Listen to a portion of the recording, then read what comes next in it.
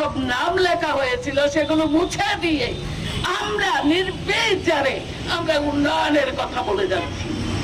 আজকে সামনের মাসে আমরা জানি 12 থেকে 13 তারিখের মধ্যেই ঘোষণা দেওয়ার কথা এডিসি নির্বাচন।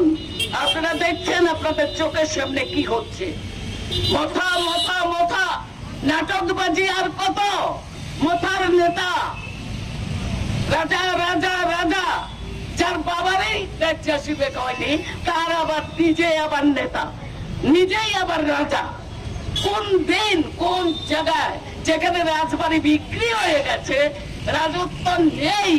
1964 সাল থেকে ভারতবর্ষ পূর্ণরাজ্যের আওতায় চলে এসছে, সেখানে রাজা থেকে এলো।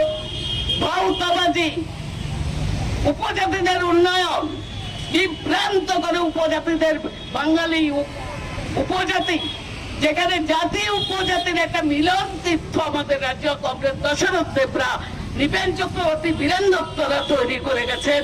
সেই রাজ্যকে আজকে ছাড়খাড় করছেন। উপজাতি অংশের যে সমস্ত কম বয়সের যুবকরা যুবতীরা তাদেরকে বিভ্রান্ত করছেন। একবার স্লোগান আগরতলা আমার, একবার স্বাধীন ত্রিপুরার নামে স্লোগান আমরা দেখেছি ইনাম লাইন পারমিটের জন্য নতুন করে ট্রাইবেলদেরকে নামিয়ে দেওয়া। আমরা দেখছি ওই এনএলএফটি, আইএনপিটি, উগ্রপন্থী, টিএনবি এ রাজ্যে আমরা সব দেখেছি, সব মুছে গেছে। এখন শুধু টিকে আছে তিপ্রামথা। তিপ্রামথা কার কুলে? তিপ্রামথা কার সঙ্গে? সরকারের সঙ্গে সমঝোতা করে সরকারের সঙ্গে মন্ত্রিসভায় আছেন।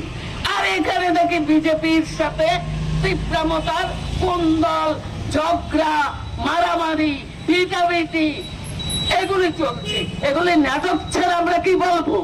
যেই সরকারে থাকে সেই সরকারের কর্মসূচি সমর্থন করে সেই সরকারকে আরো শক্তিশালী করা, এটা হলো যাদের সাথে অ্যালায়েন্স থাকে তাদের কাজ।